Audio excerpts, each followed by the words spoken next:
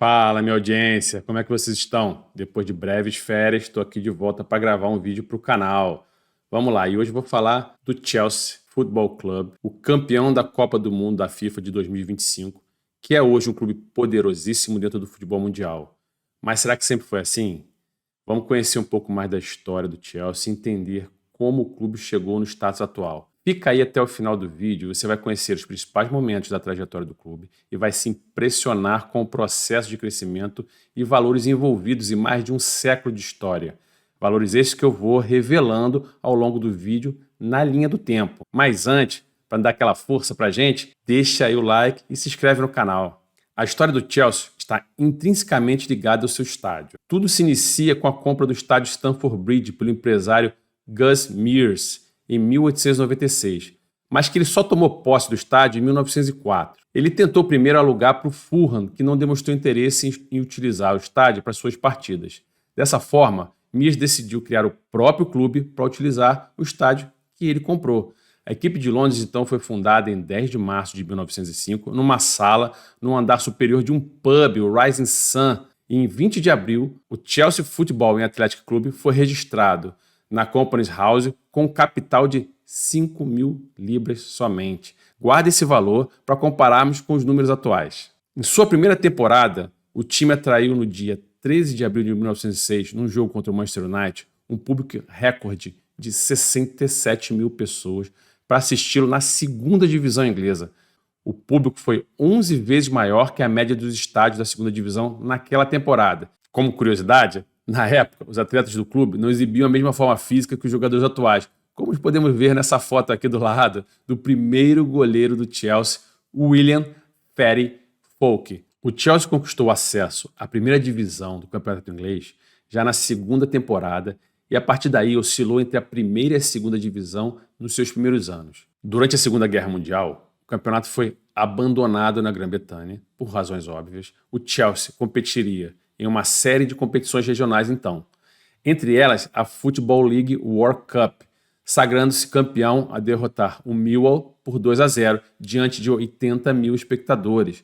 John Harris se tornou o primeiro capitão do clube a levantar um troféu em Wembley, recebendo a taça do primeiro-ministro Winston Churchill. Depois da guerra, o Chelsea voltou com uma grande equipe. Contratou 3 renomados talentos, Tommy Lawton, Len Golden e Tommy Walker, gastando cerca de 22.000 libras, mas o clube ainda assim terminou só na 13ª colocação. Na temporada 1954-55, sob o comando de Ted Drake, o Chelsea conquistou o título inglês pela primeira vez, após a vitória sobre o Sheffield Wednesday por 3-0, e venceu também, nesse mesmo ano, 1955, a FA Charity Shield.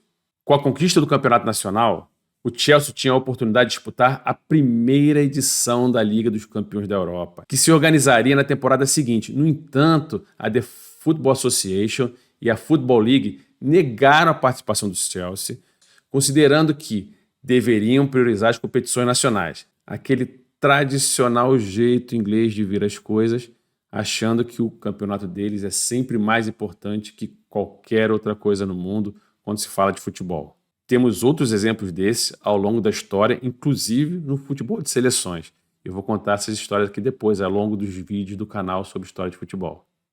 Na temporada seguinte, o Chelsea voltou rapidamente à rotina de ser meio de tabela para baixo e terminou uma decepcionante 16ª colocação. Vale destacar que no final da década de 50, o clube revelou para o futebol o atacante Jimmy Greaves, um dos maiores astros da história do futebol inglês. Ele marcou 132 gols em 169 aparições durante 4 temporadas pelos Blues. Depois de 9 anos no comando, o treinador Ted Drake foi demitido. Na primeira partida após sua saída do Chelsea, o clube sofreu a maior derrota da história, numa histórica goleada para o Leeds, perdendo por 7-0. Foi então contratado Tommy Dochart, ainda durante a temporada 61-62, mas não conseguiu evitar o rebaixamento. Porém, conseguiu novamente o acesso à primeira divisão já na temporada seguinte. Podemos perceber então que até aqui, fora o título conquistado na temporada 1954 e 55, o Chelsea sempre foi um time de meio de tabela para final de tabela, com algumas passagens pela segunda divisão. Chelsea ainda não era uma potência dentro do país. Nas 5 temporadas de Tommy Dorchett à frente da equipe, os Blues se mostraram mais competitivos, se mantendo na parte de cima da tabela e conseguiu vencer a FA League Cup na temporada de 1964-65. O próximo título viria na temporada de 1969-70, ao conquistar a FA Cup, já sob o comando de Dave Sexton. Nessa mesma temporada, a equipe londrina fez grande campanha no campeonato inglês e acabou na 3ª colocação. Com a conquista da Copa da Inglaterra, o Chelsea ganhou o direito de disputar a Recopa Europeia na temporada seguinte, conquistando o seu primeiro título europeu, derrotando o Real Madrid na final disputada em Atenas, na Grécia, empatando a primeira partida por 1-1 e vencendo a segunda por 2-1. Nos anos subsequentes ao título da Recopa, o Chelsea foi deteriorando ano a ano, caindo para a segunda divisão na temporada 1974-75, iniciando um processo de ioiô, um sobe e desce até a temporada 1978-79. A equipe então ficou 5 temporadas seguidas na segundona inglesa, só retornando a disputar a divisão principal na temporada 1984-1985. Durante esse período conturbado, o mais conturbado na história do clube, aconteceram 2 fatores marcantes. Em 1981, o então presidente Brian Mears deixou o cargo. Em sequência, o seu irmão, David Mears, vendeu parte do estádio icônico Stamford Bridge para um grupo imobiliário da Marley Estates. O segundo ponto foi em 1982, Ken Bates, um empresário, comprou o clube por apenas 1 libra, anota de novo esse valor, uma verdadeira pichincha, aproveitando que o clube estava atolado em dívidas. Porém, recusou-se no primeiro momento a comprar o estádio Stamford Bridge. Essa decisão traria consequências futuras, envolvendo brigas judiciais, onde somente em 1992 Bates finalmente ganha a causa dos promotores imobiliários e em 1997 adquire a propriedade do estádio e os direitos do clube e do terreno. Em 1992-93, inicia a era Premier League e nos primeiros anos os Blues frequentaram a metade de baixo da tabela.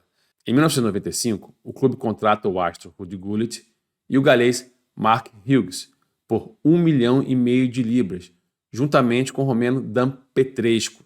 Na temporada 1996-97, Gullit foi nomeado jogador e treinador ao mesmo tempo e trouxe vários jogadores de alto nível, como os italianos Gianluca Vialli, Gianfranco Zola e Roberto Di Matteo. Com esses jogadores, Gullit teve uma equipe que jogava um futebol bonito, divertido de se ver, que lhes rendeu o apelido de Football Sex. Em sua primeira temporada, Gullit conseguiu levar o Chelsea a um 6º lugar, a melhor posição desde 1990, e a conquistar a Copa da Inglaterra após um jejum de 26 anos, vencendo o Middlesbrough na final por 2-0, com o gol mais rápido da história das finais da Copa, aos 42 segundos, marcado pelo recém-contratado Roberto Di Matteo.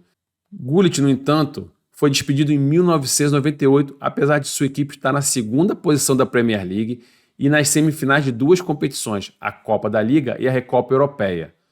Outro jogador-treinador foi nomeado, Gianluca Vialli, que já iniciou a carreira conquistando 2 títulos em 2 meses, a Copa da Liga e a Recopa Europeia da UEFA, em que Gullit deixou o caminho já praticamente percorrido até as semifinais.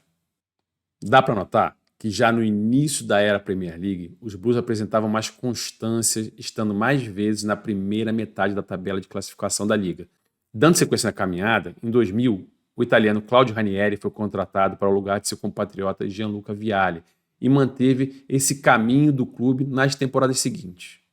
O clube já apresentava melhores resultados, mas a grande arrancada que culminou no crescimento de um clube tradicional, mais de porte local, para uma potência mundial, começa com a aquisição de 50% do clube por parte do magnata russo Roman Abramovich em 2003 por 30 milhões de libras. E nas semanas seguintes comprou a maioria dos demais acionistas, totalizando a aquisição em 140 milhões de libras. Anotou mais esse valor aí? Então vamos retornar aos números anteriores. Em sua fundação, o clube tinha um capital registrado de 5 mil libras. Foi comprado por Bates em 1982 por 1 libra, agora Abramovich adquire o clube por 140 milhões de libras. O russo já chegou gastando 100 milhões de libras em contratações na primeira temporada. Entre os contratados, Claude Makelele, Joe Cole, Juan Sebastian Veron, Hernan Crespo e o irlandês Damien Duff, que foi a contratação mais cara, vindo por 24 milhões de euros.